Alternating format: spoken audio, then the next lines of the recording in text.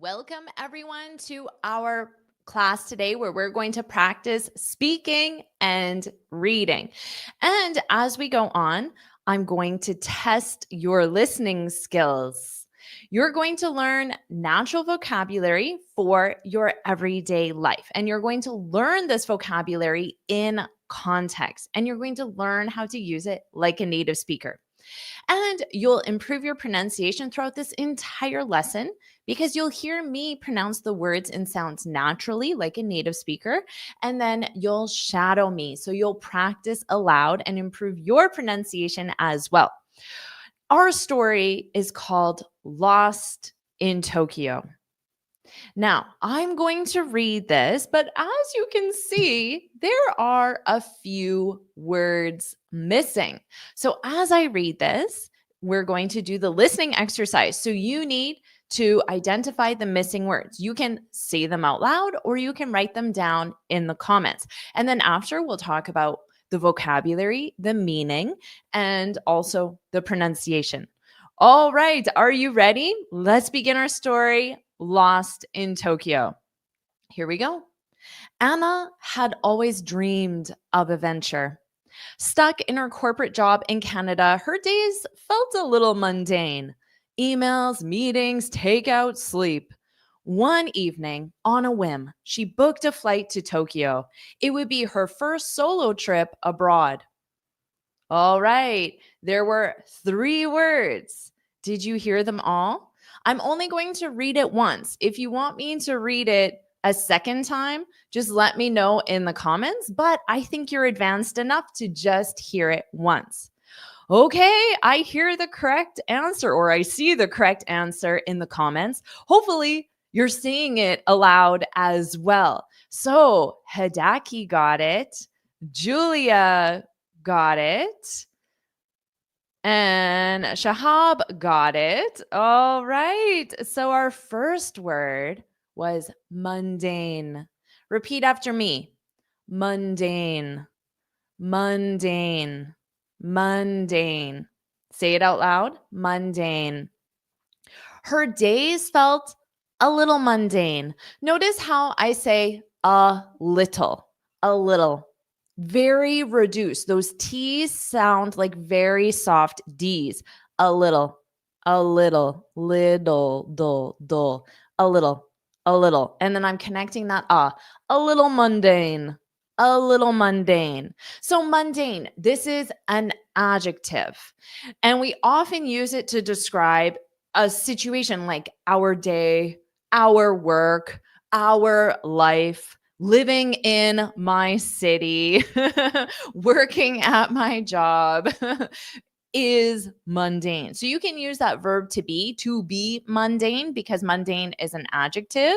But notice here in the story, it used felt because that's making it more personal. My days feel mundane. You can say my days are mundane as well. Now, this means very ordinary, which isn't a bad thing to say something is ordinary, but mundane is not a positive adjective. It's so ordinary that it becomes boring. It's not interesting. So it's not just that something is common, because that sounds like maybe something positive. It's so common, it's boring. It's not interesting. So there is a negative feeling with the word mundane. Again, repeat after me. Mundane. Excellent. Okay, did you get this one? Who got this one right? Say me. Put me in the comments if you got this one right. Now, on a whim. Anna. Notice how that has connected speech. Anna. And then whim. So there's no H in it. It's just whim. That's okay, Sahar. That's okay. Not me. Amber got it. Kiki got it. Woohoo. Dorothy got it. Awesome. Great job. Okay, that's our next one. So this is a very common idiom. Make sure you put it in your vocabulary. So generally, you do something on a whim. For example, I quit my job on a whim. I booked a flight to Tokyo on a whim. So here, on a whim comes first, but the action is to do something. She booked a flight on a whim. Okay. So, yes, you can put it first to make it sound a little literary, but ultimately there is an action there. So, she booked a flight on a whim. Okay. So, this is when you do something without a lot of thought or planning. So, you just, it's based more on emotion or feeling. Yes, exactly, Ruslan. It's like spontaneously. Yeah. So you see a documentary about Tokyo and you're like, wow, that city looks amazing. And then you open up your app and you search for a flight and you book it. You don't think about how much it costs. You don't think about how far it is. You don't think about the time off you need from work. You don't think about who's going to feed your cat. You just book the lesson. You book the flight. Okay, so that's on a whim. Who likes to do things on a whim? Is that how you like to make decisions? Or do you like to be more methodical? Do you like to plan everything in advance?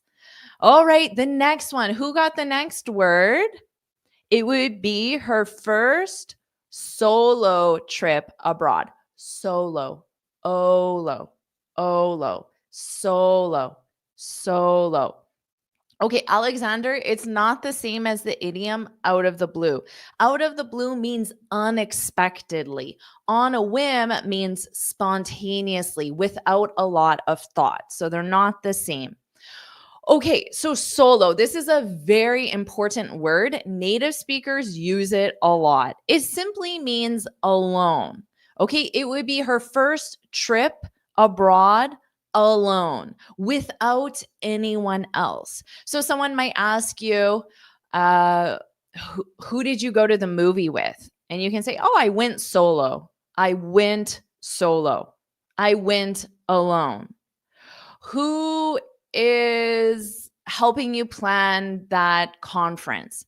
And you can say, oh, I'm doing it solo. I'm doing it solo. I'm doing it alone. I'm doing it exactly, Stefania, on my own, without anyone else. Okay. So it's extremely commonly used by natives. I highly recommend you practice it. Okay, and Kiki said, we decided to go to the beach on a whim. Exactly. Or you could say, I decided to go to the beach solo without anyone else, solo on a whim after seeing the sunny weather. Exactly. Excellent job. Okay, way to go, everyone. I'm learning solo. Exactly. That's a great example. Okay, so are you enjoying this lesson? Make sure you like it. It supports the channel. It makes sure that I'm able to produce more free lessons for you. Subscribe so you're notified every time I post a new lesson, and put yes in the comments if you are enjoying this lesson, if you want more lessons like this. And also, I have this free speaking guide for you. So you can go to my website, you can see the link there, and you can get this free speaking guide where I share 6 tips on how to speak English fluently and confidently. Okay, let's keep going. This is our next listening exercise. I will read it once and you can put the missing words in the comments. Make sure you can also just say them out loud because you might not have enough time to type. Okay, here we go. The moment she landed, she was hit with neon lights, unfamiliar chatter, and the scent of sizzling street food. On her second day, wandering a quiet back street, she realized she was lost. Her phone was dead. No GPS, no translator, just her and the city. All right. I see some of the words in the comments. I know it's going very fast. Oh, awesome. Oh, Stefania got the first one. She was hit. Exactly. Was hit. Great job, press. Very good. And Dorothy got it too. Sorry, Dorothy, your name changed. Was hit. Exactly. Okay, the moment she landed, so remember she was in Canada, she booked a flight to Tokyo on a whim. The moment she landed, she was hit with neon lights, unfamiliar chatter. So to be hit with something. So here, remember, you have to look at the whole sentence structure. So we have our verb to be, and you have to conjugate that with the subject and the time reference. And then the verb hit is always hit, regardless. The three conjugations are hit, hit, hit, but it's always hit. And then with something. Now, this means you just suddenly experience it, and it sounds also very forceful. So imagine you enter a room and you could be hit with a delicious smell of fresh baked cookies, for example. So you open the door and just, whoa, the smell is so strong, you're hit with it. So you experience it forcefully and quickly, suddenly as well. Okay, this can be positive or negative. It just depends on the context. And of course, this is figurative. So you're not actually being hit in any way, it's just figurative. Okay, now our next one.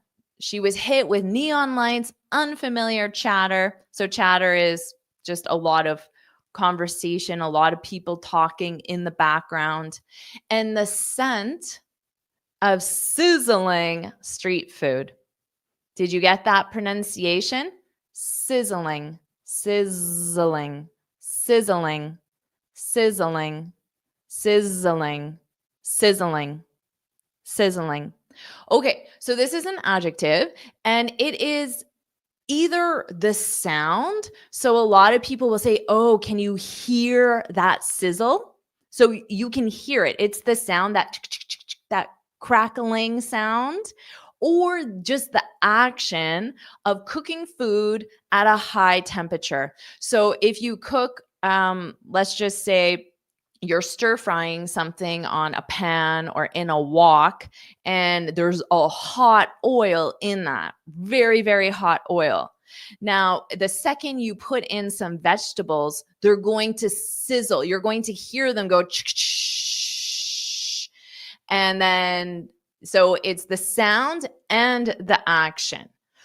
So hitaki, it can be grilled, but when you grill something, it doesn't always sizzle. Okay. So sizzling would be you're grilling it at a very high temperature. So you hear that noise. So not everything you grill is at a high temperature. Okay. All right. Let's keep going. Our next one. This is my favorite activity to do as a tourist, to wander. To wander. Do you know what this is? On our second day, wandering, wandering. So it sounds similar to the word wonder. I wonder. I wonder. So make sure you don't get that vowel sound wrong. Okay. Wonder. And then wander, wander, wander, wander. To wander, this is when you move aimlessly.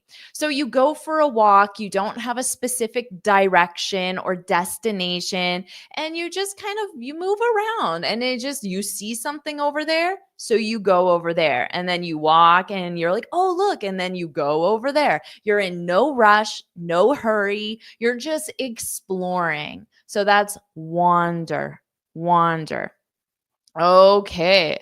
Yeah, exactly. If you put water in hot oil, it sizzles. So in that case, that would be the sound. Yeah, very good. All right. Yes. Yes. Make sure you practice this. So the first one, thinking, I wonder. Everyone repeat after me. So the first one on the screen, wonder, one, wonder. Now notice my mouth position, wander. Your mouth opens a lot larger for wander, wander, wander. All right. I wonder if I should wander around this afternoon. So you can practice both of them in one sentence. Repeat after me. I wonder if I should wander around this afternoon. Okay. Let's keep going, everyone. And our next one. Uh-oh, her phone was dead. Did you get this one? Who got this one? Who has said this recently? Put me in the comments if you have said this recently, maybe not in English, but the equivalent in your native language. So notice here, to be dead is obviously not referring to not living. It's with a phone, right? So how would a phone be not living? Well, if it's no longer functioning or if it no longer has power. So that's how we normally use it. Uh-oh. So you can use this in the near future. Uh-oh, my phone is going to die. My phone is going to die. Okay, so this to be dead, it describes the current state. So sorry, I didn't call you. My phone was dead. So your verb is the verb to be. You conjugate that. My phone was dead, so I couldn't call you. But you might say, oh no, my phone's gonna die. Does anyone have a charger? Does anyone have a charger? My phone's gonna die. So maybe your battery is at 5 or 10% or 2%, whatever it might be. All right. Okay. Oh, our next one.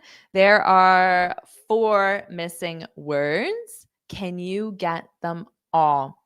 So say them out loud or you can put them in the chat. Okay, here we go. Panic bubbled up. But before she could spiral, an elderly woman approached, summoning all her courage. Anna smiled and said, "Train station?" The woman chuckled warmly and motioned for her to follow. How many of the 4 did you get? Did you get the first one? Panic? Panic what? Did you get it? Put yes if you got it. Put yes if you got it, or put the word. I see some here. Stefania got it. Sahar got it. And Hidaki got it. Oh, sorry, I don't know. Natalia, excuse me. Natalia got it. So what about you?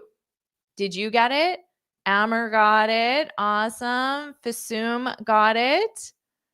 So say me. Yes, yes, yes. If you got it as well. Kiki got it. Now, what does this mean? Panic bubbled up. Panic bubbled up. If something bubbles up, usually with an emotion or a feeling, anger bubbled up when my boss asked me to stay late on Friday. So anger bubbled up. It came to the surface suddenly and intensely. So you feel the emotion intensely and it happens very quickly. You can use this with negative emotions or positive emotions as well. Excitement bubbled up, happiness bubbled up. So it can be any emotion. We really use it for an emotion. Maybe there's other contexts, but for now, I can only think of emotions that it would sound natural. Okay, so panic emerged quickly, you could say, as the non-phrasal verb. So notice your phrasal verb is to bubble. So bubble is your verb, and then your preposition is up. So you have to conjugate your verb. In this case, the past form. Panic bubbled up because you're seeing it as a completed action. So we use the participle form. Okay. How about this one? Our next one. Did you get this word? Panic bubbled up, came to the surface forcefully and suddenly, but before she could spiral. Repeat after me. Spiral. Did you get that one? Did you get spiral? Say yes or no. It's okay if you didn't. I chose words specifically that I thought would be difficult for you to identify. Before she could spiral, an elderly woman approach. Notice elderly. This is the polite and respectful way to say an old woman. Yes, elderly and old in this context mean the same thing. It's considered somewhat rude to say an old woman. It's polite and respectful to say elderly.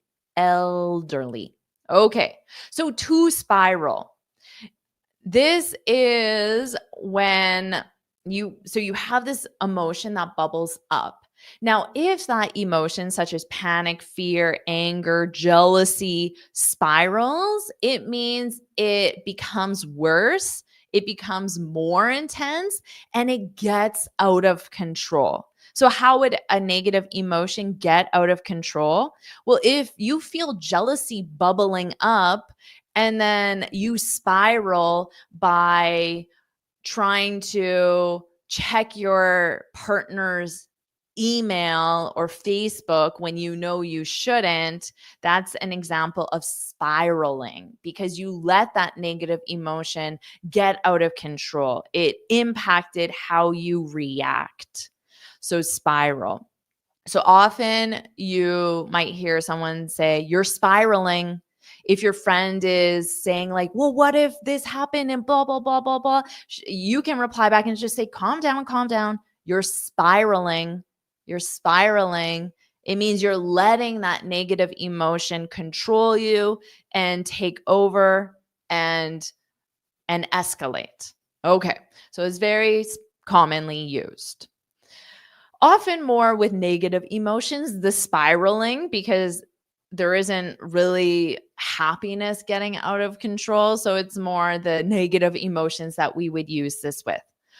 Okay, our next one. Did you get this one? Summoning, summoning, summoning, summoning, summoning all her courage. So to summon, so you can summon someone. You can say, "My boss summoned me into his office," or the principal summoned me into her office. So it means to call forth. So, "Jennifer, I need to speak with you." Uh-oh, my boss just summoned me, but I'm not going to spiral. I'm not going to assume he's going to fire me. I'm not going to let fear bubble up. I'm not going to spiral. I'm just going to remain calm, even though my boss just summoned me. So it's a more formal way of saying, wants to talk to me or wants to see me. So to call forth. But in this context, nobody is talking to her or wants an appointment with her. It's calling forth in the sense of gathering or collecting something. So in this case, courage. So you need to summon your courage before you speak in English with a native speaker, I imagine. Before you book your IELTS speaking exam, you have to summon your courage before you schedule that exam, or you have to summon your courage before you talk to that girl or that boy that you really like, or you have to summon your courage to ask your boss for a promotion, for example. Okay, let's keep going. Did you get chuckled? Chuckled?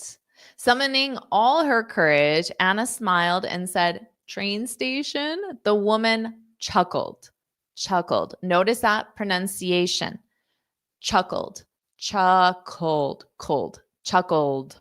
So this ED is just pronounced as a soft D. Chuckle. Old. Chuckled. So sorry, that's actually spelled wrong because there should be an L there. Chuck, L-E-D. So this is pronounced wrong or spelled wrong. Excuse me. There's a typo. So the correct is chuckle, and then you just add a D on the end of it. So excuse me, there's a typo there. So chuckled, chuckled, chuckled. Okay. So To chuckle is exactly this emoji that Muhammad has. It means to laugh. But this emoji looks more like a hearty laugh, a big laugh. But to chuckle is more like so maybe you don't open your mouth too much. It's a very soft laugh. So chuckled. Exactly. Everybody has the correct spelling now. My apologies. Chuckled. So you need that dark L. And then you go from the dark L to a D. Old. Old. Chuckled. Chuckled. Chuckled. Okay. So to laugh softly. So to chuckle. All right, our next listening exercise. There are 3 words missing. Can you get them all? Let's find out. Here we go. They weaved through alleys lined with cherry blossoms and tiny shops for 15 minutes. Finally, the station appeared. The woman nodded, and Anna, heart swelling with gratitude, bowed respectfully. Okay. What's the first one? They through alleys. It's the one with the L. The one with the L. Like I said, there's a typo. The one with the L. Okay. They. Anyone got the first one? Sahar did. They weaved. So, Amr, this is wave to wave, but the spelling is different and the pronunciation and meaning is different. So, hello, I'm waving at Amr, but in this, it was weave, weave as Prescott as well. Awesome. Okay, so the first one, they weaved. So let's practice that pronunciation because we have wave, hello, hello, but then this is weave, eve, weave. So that long E sound, they weaved. So to weave is our verb and then it's conjugated in the past simple. And that you can weave, and if you want to specify the locations such as streets, you would use the preposition through. They weaved through streets. They weaved through traffic. So the motorcycle weaved through traffic. So it's just this pattern. So cars on a road, cars have to go straight, but a motorcycle is small or a bike is small. So it can go around the car and then up and then around and then like this. So it's to move in and out.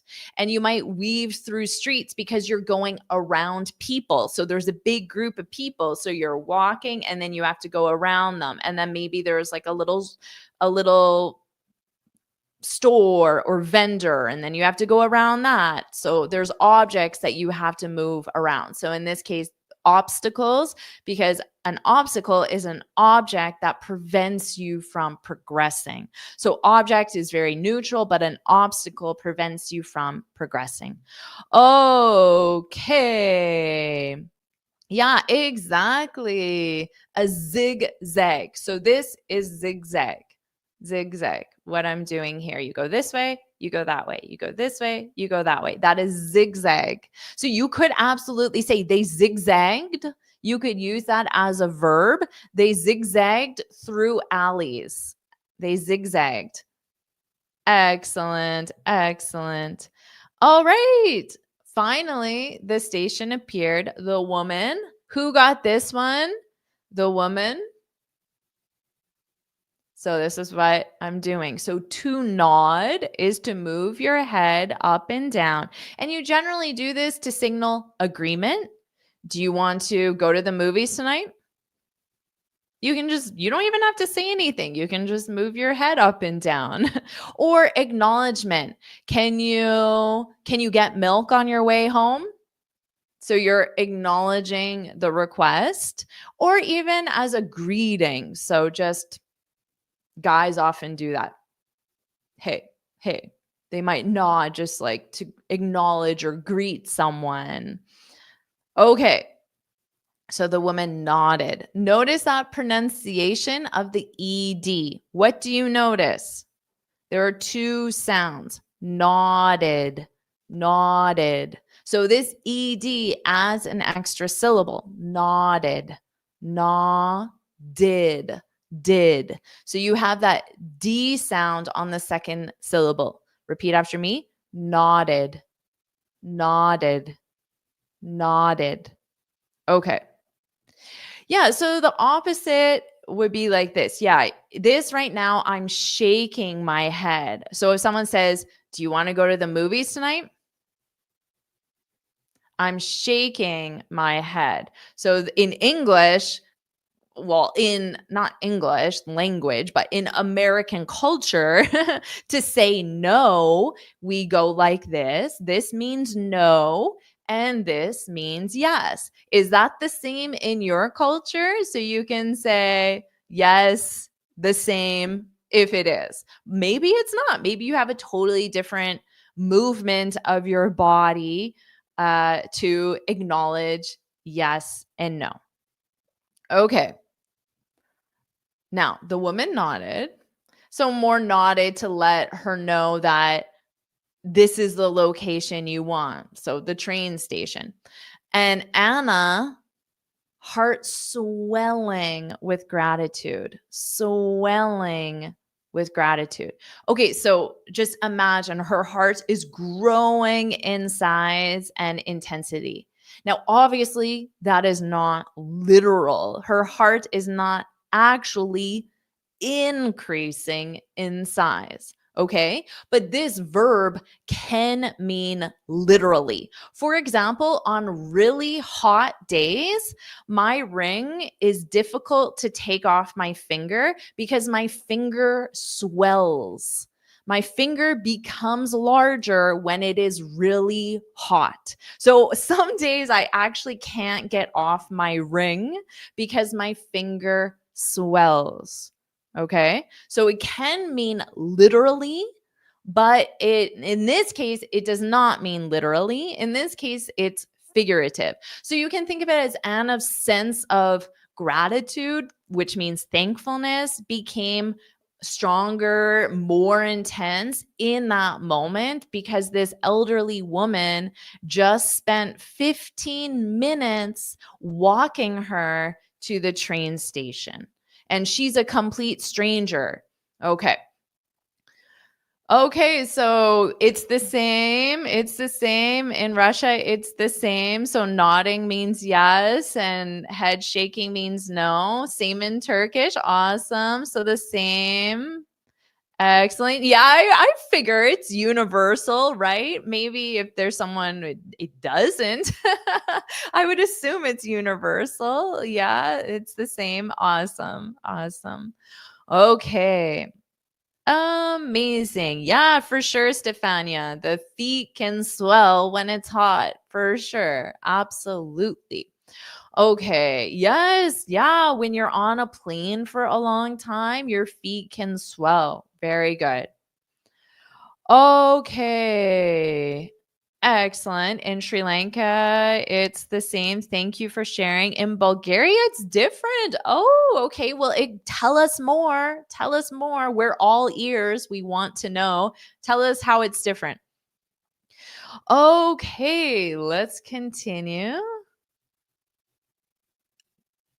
Here we have three missing words. I will read it and you need to put it in the comments, say it out loud. Here we go. That moment of such kindness from a stranger left a mark on her. By the time she returned home, she wasn't the same. She held her head high, spoke with more ease, and embraced the unfamiliar. Sometimes you have to lose yourself to find your way. Oh, isn't that a nice way to end this story? Okay, did anyone get the first one? That moment of such kindness from a stranger. Julia got it. Well, part of it. Sahar, yeah, left a mark.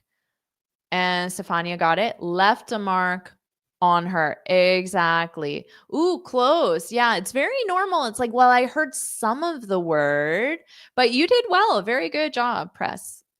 Yeah. Sorry. Yeah, left. Yeah. Okay. So left a mark on her. So the verb is to leave a mark on someone. So the only thing you need to change in this is the verb leave. You have to conjugate it. In this case, it's the past simple left. And then you have to identify the someone. So something leaves a mark on someone. Okay, so change the verb and then make sure you change the someone. This is an idiom, of course. This isn't a literal expression. Idioms are not literal. So this means to have a lasting effect and influence on someone. It can be emotionally or psychologically. So in this case, if it left a mark on her, it means next week, next month, next year, she's still thinking about that. And she still says, wow, I can't believe that stranger in Japan spent 15 minutes showing me the way to the train station. I didn't even speak Japanese. I couldn't even say thank you. So she's thinking about it. It impacted her. And now maybe she treats other people with more kindness because of the kindness someone showed to her, for example. Oh, right. Left a mark on her. I like that one. I'm sure we all have a story like that where someone left a mark on us. Someone's actions or behavior left a mark on us. Now, to be honest, you can use this negatively. Someone's bad behavior can leave a mark on you, but hopefully we remember more the positive ones. All right. Yeah, Stefania, just know that the word in this case, if you say a scar, it to me that sounds negative. Like a psychological scar is like I have a trauma. There's this really bad event that happened in my life, and I keep thinking about it. I can't move forward. I spiral, the emotion bubbles up. So, using the word scar in this case, it makes it sound negative. But that is possible because this expression can be used in the negative. All right. But hopefully, in this story, it's not. In this story, it's used positively. The next one, by the time she returned home, she wasn't the same. She held her head high. So if you hold your head high, it's because you feel confident. Just imagine if you're in a meeting or a social situation and you don't feel confident, you naturally just become like smaller as a person. Your head lowers when you don't feel confident because you're literally trying to make yourself small so people do not notice you. That is what your body just naturally does as a form of self defense and protection. When we feel confident, we hold our heads up, our shoulders go back, and we physically look confident. So you can use this to represent that. And we often use this example after you've overcome a challenge or after you have a success. Okay. Now, this is an idiom to hold one's head high. Okay. So you have to replace I held my head high, but do not confuse this with a very similar idiom, which is to keep your chin up. We use this idiom, keep your chin up, is generally advice we give someone to encourage them to stay positive, stay hopeful, stay strong in a difficult or challenging situation. So if you told me, I've already tried to pass my IELTS twice and I failed both times, you feel discouraged. So I'm going to say, keep your chin up. Keep your chin up. So stay hopeful, stay positive. Don't spiral. Okay? To use that verb again, to spiral. So it's very different from the idiom hold your head up or hold your head high. Okay? Hold your head high, keep your chin up. Now, did you get this one? I'm sure you did. I'm sure you did. So put yes or me or no to let me know if you got this one or not.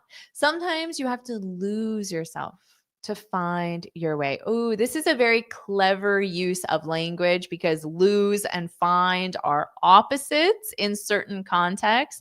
Now, in this context, to lose yourself is more figurative. It means you let go of your current self. So, who is your current self? Well, you have certain patterns of behavior, certain beliefs, certain perspectives of the world, certain opinions. So, you let go of your current self, you lose your current self or a certain situation, and you discover something new about yourself. So she found her confidence, but first she had to lose her insecurities, lose her fears. So get rid of, you can think of it as. All right. But let's review this pronunciation because I often hear mistakes with this. So loose. Notice that double O in the spelling. Oos, oos, loose. So that means something is not tight fitting. So for clothing, I mean, I guess you could say this shirt is loose. I don't know. You can use that maybe more with any item of clothing. Maybe if you lost some weight, you can say, my clothes are too loose because I lost weight. So now all your clothes don't fit you. Or a sweater or even a pair of pants, whatever. Anything can be not tight fitting. But it can also mean not firmly held in place. So if there's a painting on your wall and the screw could be loose, which means you need to tighten the screw, okay? Because it's not firmly held. You're like, oh no, it's going to fall. I need to tighten the screw. So that's loose, loose. But don't confuse this with the word lose, ooze.